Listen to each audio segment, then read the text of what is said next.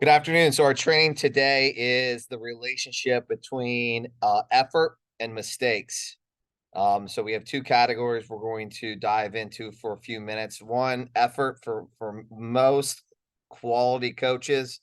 Effort is a non-negotiable, and effort is energy and focus, body language, these types of things. Players being willing to give top tier efforts throughout their training sessions and their matches.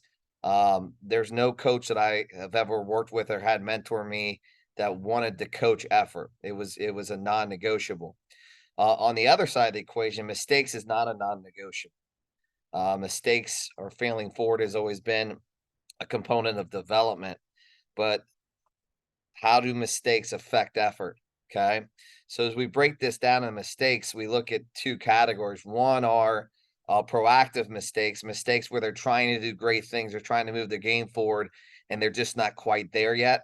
And they need to make those mistakes to overcome the skill, the tactic, the physical situation.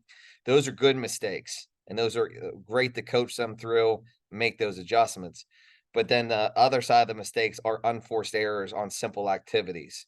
And those are really energy stealing. So when those start to occur and a player starts to make a lot of unforced errors, you will see a direct result in a drop of energy, a drop of effort in their play.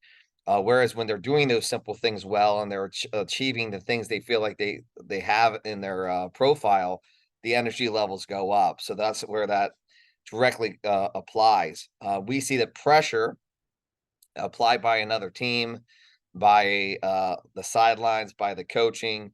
If the pressure is too much, it also has a negative effect on the player's ability in terms of making mistakes and losing effort.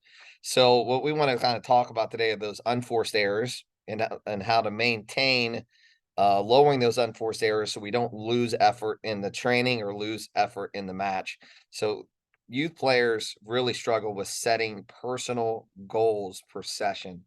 So setting a couple mini goals that is achievable, whether it's a physical component that they've had a hard time with and they're going to try to move the needle in the right direction just a little bit, whether that is sprinting, running distance, doing the core training, doing the resistance training, doing the plyometrics.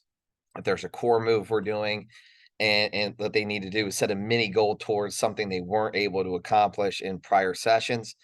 From a skill standpoint, if we're going through moves, we're doing turning moves or face up moves. If we're doing dribbling techniques, again, identifying, taking a look at their game, thinking about it, um, introspectively coming up with a couple little adjustments they'd like to learn and overcome. It could be in shooting, or crossing. So if the wing players are having a hard time getting their crosses on target, just getting a little higher percentage, goal scorers in the box, trying to get the ball off their foot on target. These little goals, it could be behavioral goals.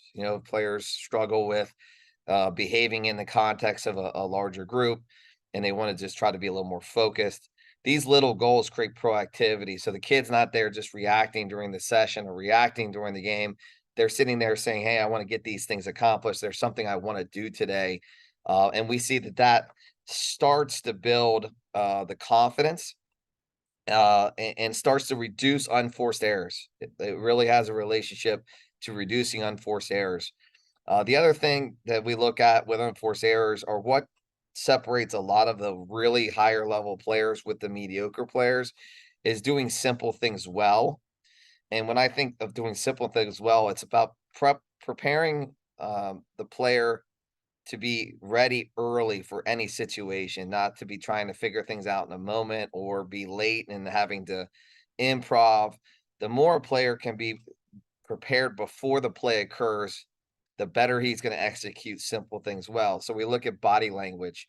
Does the player come looking like an athlete, looking like a soccer player? Are they bouncing around like a boxer? Do they have that physical energy in their body, or are they very flat? Standing flat-footed, standing with bad posture, having a look of a look that's lack of energy. The body language is a big indicator of a player's ability to be ready before a play. Also, body shaping. How does your player face before the ball comes into their play. Are they turning their bodies correctly? Are they able to see the field right? Or as an example, a fullback or a winger on the sideline, are they getting the ball facing the sideline versus having that spin to where they can see the field? Or are midfielders half turned when they receive the ball, or are their feet facing the wrong direction? Players in the box that are going to score, are they turned sideways where they can see the ball coming straight at them and see the goal to their side? Are they facing the goal? It can be very difficult for them.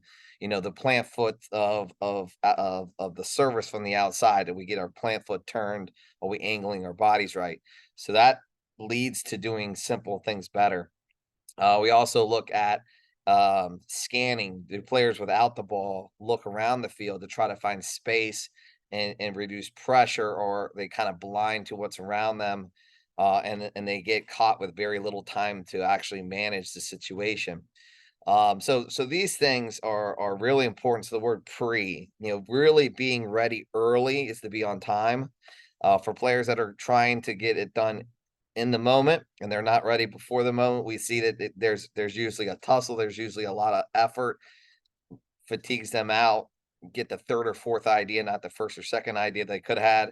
And then for players that are there late, we call it Swiss cheese. You'll see the ball go right by them, whether defensively the player was able to go right by them, or whether on offense or possessive wise the ball goes through their feet, they miss the touch, they're getting there late, and that Swiss cheese is a bit too holy.